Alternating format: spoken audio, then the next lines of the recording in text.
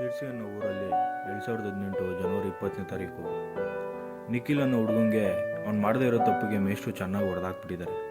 ತುಂಬ ಬೈದಿದ್ದಾರೆ. ಇದರಿಂದ ಬೇಜಾರಾಗಿರೋ ನಿಖಿಲು 8ನೇ ಕ್ಲಾಸಲ್ಲಿ ಓದ್ತಾ ಇರ್ತಾನೆ ಅವನು. ಇದರಿಂದ ಬೇಜಾರಾಗಿರೋ ನಿಖಿಲು ಅವತ್ತು ಪೂರ್ತಿ ಅದನ್ನೇ ಯೋಚನೆ ಮಾಡಿಕೊಂಡು ಮನೆಗೆ ಹೋಗ್ತಾನೆ.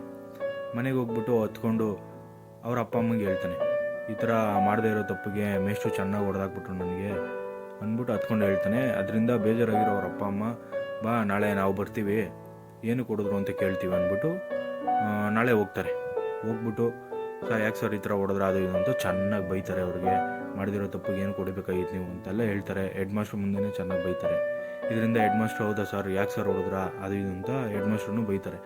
ಇದರಿಂದ ಬೇಜಾರಾಗೋ ಆ ಟೀಚರು, ನನ್ನ ಲೈಫಲ್ಲಿ ಇದುವರೆಗೂ ಬ್ಲ್ಯಾಕ್ ಮಾರ್ಕ್ ಇರಲಿಲ್ಲ, ಇವನಿಂದ ಎಲ್ಲರೂ ನಗತರ ಆಯ್ತಲ್ಲ ಅಂದ್ಬಿಟ್ಟು ಸಿಕ್ಕಾಪಟ್ಟೆ ಕೋಪ ಮಾಡ್ಕೊಂಡು ಅವ್ನು ಕಂಡ್ರೇ ಆಗಲ್ಲ ಅನ್ನೋ ಲೆವೆಲಿಗೆ ಬಂದ್ಬಿಡ್ತಾರೆ. ಅವತ್ತಿನ ದಿನನೇ ಒಬ್ಬ ಸೈಕೋ ಕಿಲ್ಲರು ಜೈಲಿಂದ ರಿಲೀಸ್ ಆಗಿ ಶಿರ್ಸಿ ಅನ್ನೋ ಊರಿಗೇನೆ ಬಂದಿರ್ತಾನೆ. ಆಮೇಲೆ 2-3 ಕಡೆ ಬೋರ್ವೆಲ್ ಕೊರಿತಾ ಇರ್ತಾರೆ. ಇದಿಷ್ಟು ಅವತ್ತಿನ ದಿನ ನಡೆದಿರೋ ಘಟನೆಗಳು. ಇದಾಗಿ 3 ತಿಂಗಳ ನಂತರ ನಿಖಿಲ್ ಅವ್ರ ಅಮ್ಮ ನಿಖಿಲ್ನ ಕಾಸು ಕೊಟ್ಬಿಟ್ಟು ತರಕಾರಿ ತಗೊಂಬ ಅಂತ ಕಳಿಸ್ತಾರೆ. ಹೋಗ್ತಾನೆ ನಿಖಿಲು.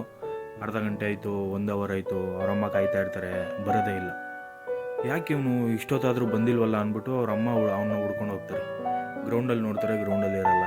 ಅವ್ರ ಫ್ರೆಂಡ್ನ ಕೇಳ್ತಾರೆ, ಅವರು ಇಲ್ಲ ಆಂಟಿ ನಾನು ನೋಡಿಲ್ಲ ಅಂತ ಹೇಳ್ತಾರೆ. ಸರಿ ಅಕ್ಕಪಕ್ಕ ಮನೆಯವ್ರನ್ನೆಲ್ಲ ಕೇಳ್ತಾರೆ, ಇಲ್ಲಮ್ಮ ಬಂದಿಲ್ಲ ಅಂತ ಹೇಳ್ತಾರೆ. ಅಲ್ಲಿ ಅವ್ರ ಅಮ್ಮಂಗೆ ಗಾಬರಿ ಶುರು ಆಗುತ್ತೆ. ಗಾಬರಿ ಶುರುವಾಗಿ ಸರಿ ಎಲ್ಲ ಕಡೆ ಹುಡ್ಕೊಂಡು ಇರು ಅಂದ್ಬಿಟ್ಟು ಎಲ್ಲ ಕಡೆ ಹೋಗಿ ನೋಡ್ತಾ ಇರ್ತಾರೆ. ಅಷ್ಟರಲ್ಲೇ ಮ್ಯಾಥ್ಸ್ ಟೀಚರು ಅವ್ರನ್ನ ನೋಡಿಕೊಂಡು ಒಂದು ಚಿಕ್ಕದಾಗಿ ಸ್ಮೈಲ್ ಕೊಟ್ಕೊಂಡು ಹೋಗ್ತಾ ಇರ್ತಾರೆ. ಈ ನಿಖಿಲ್ ಅವ್ರ ಅಮ್ಮಂಗೆ ಬೇರೆ ಅವ್ರ ಅಪ್ಪ ಅಮ್ಮಂಗೆ ಮ್ಯಾಥ್ಸ್ ಟೀಚರ್ನ ಕಂಡ್ರೇ ಆಗಲ್ಲ. ಅದಕ್ಕೆ ಅವ್ರನ್ನೇನು ಕೇಳೋಕೆ ಹೋಗಿಲ್ಲ. ಇದಾಗಿ ಇನ್ನೇನು ಹುಡುಕ್ತಾನೆ ಇದ್ದಾರೆ. ಸಂಜೆ ಆಯಿತು. ಅವರಪ್ಪ ಕೆಲಸದಿಂದ ಬರ್ತಾರೆ. ಅವ್ರ ಹೆಂಡತಿನ ನೋಡ್ಬಿಟ್ಟು ಯಾಕೆ ಇಷ್ಟು ಗಾಬರಿ ಆಗಿದೆಯಾ, ಏನಾಯಿತು ಅಂತ ಹೇಳಿ ಕೇಳ್ತಾರೆ. ಅವ್ರನ್ನ ನೋಡಿದ ತಕ್ಷಣ ಇವರು ಅಳಕ್ಕೆ ಶುರು ಮಾಡ್ತಾರೆ. ನಿಖಿಲು ಆವಾಗಲೇ ಕಳಿಸಿದ್ದು, ಇದುವರೆಗೂ ಬಂದಿಲ್ಲ, ಎಲ್ಲೋಗಿದ್ದಾನಂತ ಗೊತ್ತಿಲ್ಲ ಅಂತೆಲ್ಲ ಹೇಳ್ತಾರೆ ಅವರಮ್ಮ.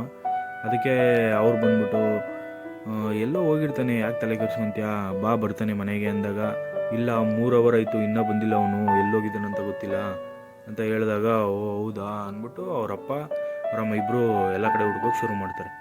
ಎಲ್ಲ ಕಡೆ ಹೋಗಿ ಕೇಳ್ತಾರೆ, ಯಾರೂ ಇಲ್ಲ ಅಂತಾರೆ. ಸರಿ ಆಯಿತು ಅಂದ್ಬಿಟ್ಟು ಒಂದು ಮನೆಗೆ ಹೋಗ್ತಾರೆ. ಒಂದು ಮನೆಗೆ ಹೋದಾಗ ದೊಡ್ಡದಾಗಿ ಕಾಂಪೌಂಡ್ ಇರುತ್ತೆ. ತಟ್ತಾರೆ, ಯಾರೂ ಬರಲ್ಲ ಈಚೆ. ಇನ್ನೊಂದು ಮನೆಗೆ ಹೋಗ್ತಾರೆ, ದೊಡ್ಡದಾಗಿ ಕಾಂಪೌಂಡ್ ಇರುತ್ತೆ. ಈಚೆ ಇರೋ ಗೇಟಿಂದನೇ ಕರೀತಾರೆ, ಯಾರೂ ಒಳಗಡೆಯಿಂದ ಬರಲ್ಲ. ಸರಿ ಆಯಿತು ಅಂದ್ಬಿಟ್ಟು ಗೇಟ್ ತೆಗೆದ್ಬಿಟ್ಟು ಅವರೇ ಒಳಗಡೆ ಹೋಗ್ಬಿಟ್ಟು ನೋಡ್ತಾರೆ. ನೋಡಿದ ತಕ್ಷಣ ಅವ್ರಿಗೆ ಆಶ್ಚರ್ಯ.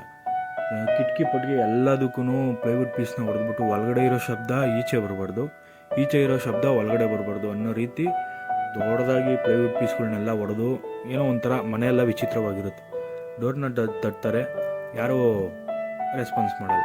ಸರಿ ಯಾರೂ ಇಲ್ವೇನೋ ಅಂದ್ಬಿಟ್ಟು ಅವರು ಹೊರಗಡೆ ಬರ್ತಾರೆ. ಇವ್ರಿಗೆ ಇನ್ನೂ ಗಾಬರಿ ಸ್ಟಾರ್ಟ್ ಆಯಿತು.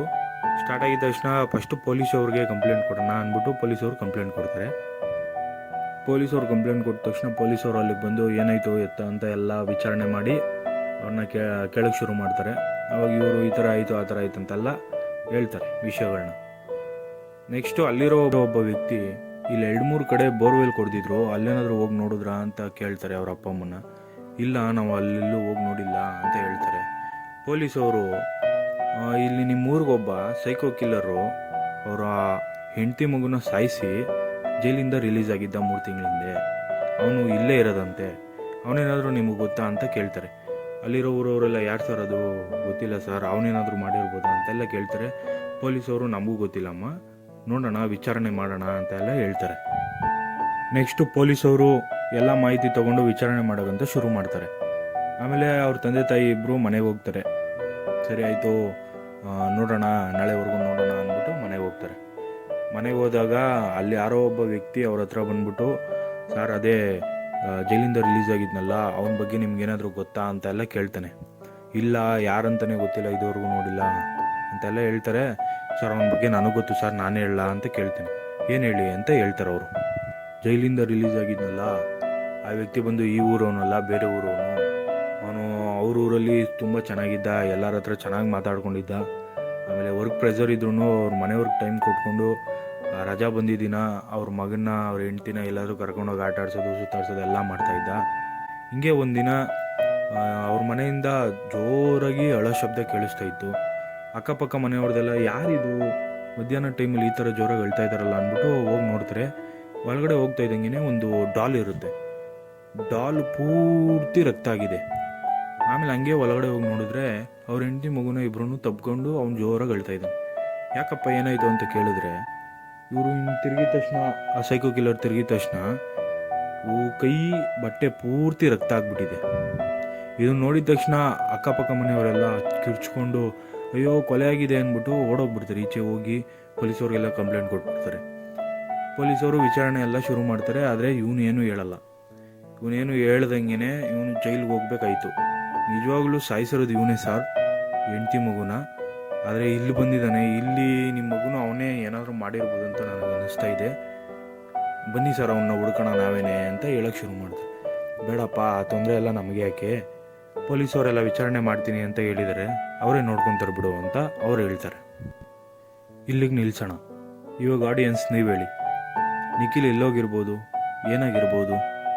ಇದೆಲ್ಲದಕ್ಕಿಂತ ಮುಂಚೆ ನಿಖಿಲ್ ಮಾಡದೇ ಇರೋ ತಪ್ಪಿಗೆ ಅವ್ರ ಮೇಷ್ಟ್ರು ಚೆನ್ನಾಗಿ ಹೊಡೆದ್ರು ಬೈದರು ಅಂತ ಹೇಳಿದ್ನಲ್ಲ, ಅವ್ನು ಮಾಡದೇ ಇರೋ ತಪ್ಪು ಏನು ಅಂಥದ್ದು? ಇದೆಲ್ಲ ವಿಷಯನ ನೆಕ್ಸ್ಟ್ ವಿಡಿಯೋದಲ್ಲಿ ತಿಳ್ಕೊಳ್ಳೋಣ. ಅದಕ್ಕೂ ಮುಂಚೆ ದಯವಿಟ್ಟು ನಿಖಿಲ್ ಇಲ್ಲೋಗಿರ್ಬೋದು, ಏನಾಗಿರ್ಬೋದು ಅನ್ನೋದನ್ನು ನಿಮ್ಮ ತಲೆಯಲ್ಲಿ ಏನೇನು ಯೋಚನೆ ಬರುತ್ತೆ ಅದನ್ನು ಕಮೆಂಟ್ ಮಾಡಿ ತಿಳಿಸಿ.